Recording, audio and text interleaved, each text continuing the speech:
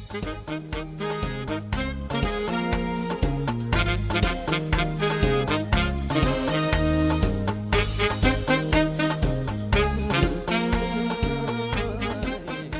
ዘቢባ ኑር በኑር ይባላል። እዚህ አዲስ ፒኤልሲ ድርጅት መስርተን ቫት ፕሮሰስ ለማድረግ ቫት ሰርቲፊኬሽን ለመውሰድ ከዚህ በፊት ቲኦቲ ስለነበረ እሱን ክሊር አድርገን ቫት ለመውሰድ ነው የመጣሁት። እሺ ስሜ ወይዘሮ አለምፀሐይ በቀለ እባላለሁ። የመጣሁበት አመታዊ ግብራችንን ዛሬ ስለከፈለ ለማሳወቅና ደረሰኝ ለመቁረጥ እንዲሁም ደግሞ ፋይናንሻል ስቴትመንቱን ለማሳየት ሰሚት ለማስደረግ ነው እዚህ የተገኘ ነው።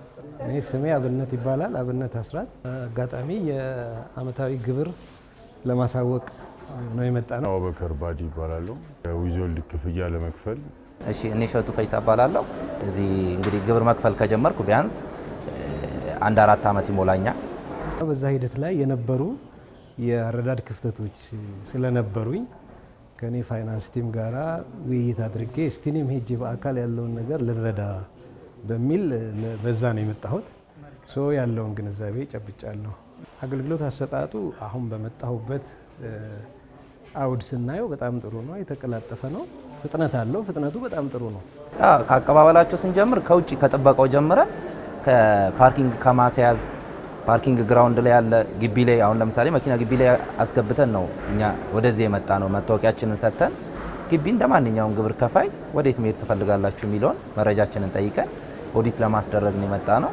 ኦዲታችንን ጨረስን። አሁን ክሊራንሳችንን እያዞርን ነው። ክሊራንሳችንን እያፈራረምን ነው። የኦዲትም ከበፊቱ አሁን እንደውም በጣም ከአመት ወደ አመት ከአመት ብቻ ሳይሆን ከወራት ወደ ወራት እየጨመረ ስለመጣ በጣም ብዙ ነገሮች እየተሻሻሉ ናቸው። በተለይ ከቴክኖሎጂ ዙሪያ ቴክኖሎጂ አጠቃቀም ላይ በጣም እየዘመነ ነው።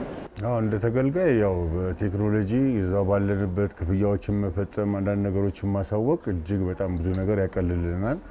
አንዳንድ ነገሮች ፕሮሰስ የምታረግባቸው ነገሮችን እዛው ጋር ኦንላይን የምትጠቀመው ክፍያዎችንም ሆነ የማሳወቂያ ሲስተሞችን መጠቀም በጣም ብዙ ነገር ነው የሚያቀልልን። እዚህ ስመጣ ያው እንደምታየው ኢንቫይሮንመንቱም በጣም ጥሩ ነው። ሰራተኞቹም ካለባበሳቸውና ካሰራራቸው ጀምሮ በደንብ ፕሮፌሽናሎች ናቸው። እኔ ፔመንት የምከፍለው ነበረ። አሁን ሲስተሙ በብዛት አውቶሜትድ ሆነዋል። ክፍያም ኦንላይን ሆነዋል። ቫትም በኢታክስ ነው ሪፖርት የሚደረገው። እሱን ኢንፎርሜሽን ሰጥተውኛል። በቀጣይ የኢታክስም ትሬኒንግ እንደሚሰጠኝ ፕሮግራም ተይዞልኛል። ፔመንቱም ለጊዜው የኛ አዲስ ድርጅት ስለሆነ ቴሌብር አካውንት ስለሌለው በማኑዋል ከፍዬ እንድመጣ በጥሩ ሁኔታ ነው ያስተናገዱኝ። መጉላላትም የለም።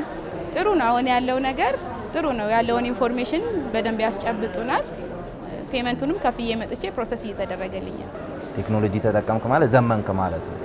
ቤት ቁጭ ብለህ እዚህ የምንጉላላው ነገርም አይኖርም። ሞር አብዛኛውን እኔ አሁን ዛሬ ነው የመጣሁት። በ12 ወሬ የመጣው ነገር የለም።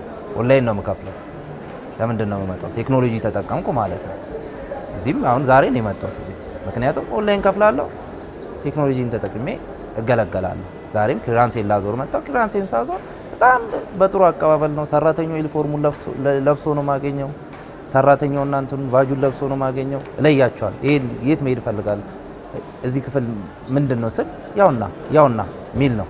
አንድም ሰራተኛ እኛ እንድንቆይለት የሚፈልግ ሰራተኛ እንኳን የለም። አጠገቡ ቁጭ ብለን እንድንቆይ እኛ ሟልተን ካላመጣን በስተቀር ከኛ ችግር ካልሆነ በስተቀር ሰራተኛው ሁሉ ደስተኛ ሆኖ ነው የሚያስተናግዱ።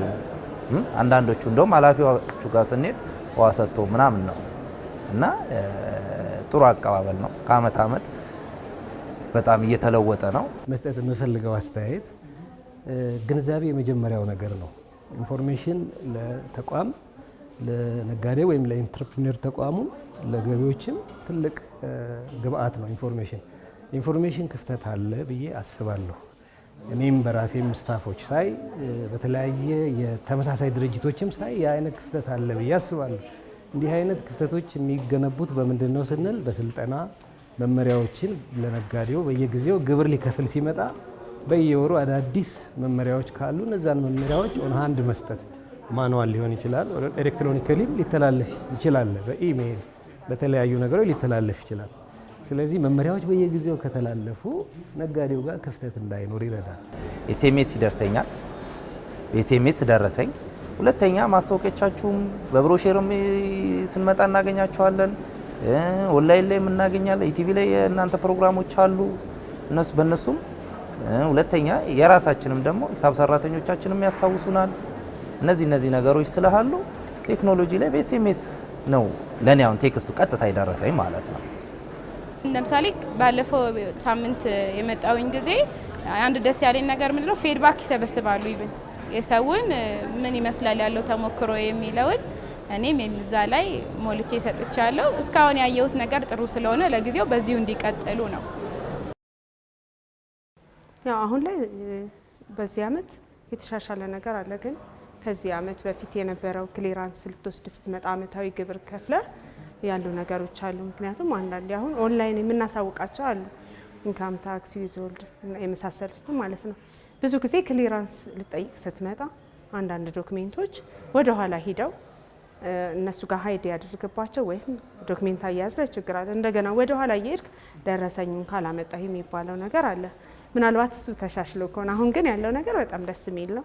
አዎ በመስተንግዷቸው ላይ ቅሬታ የለኝም። ሁሉም ጥሩ አፕሮች ምናምን አላቸው። ጥሩ መስተንግዶ አለ። ግን ያው እንደ ሲስተም እኛ እናቆም ስትመጣ አንድ ጉዳይ አንድ ሰው ጋር ምናምን አያልቅም። አንድ ቦታ ላይ ምናምን የምትመጣው እዛኛው ጋር ትሄዳለህ፣ እዛኛው ጋር ስትሄድ እዛኛው ጋር ትሄዳለህ፣ እዛኛው ጋር ሲስተም ምናምን አይሰራም ይባላል። ትቀመጣለህ።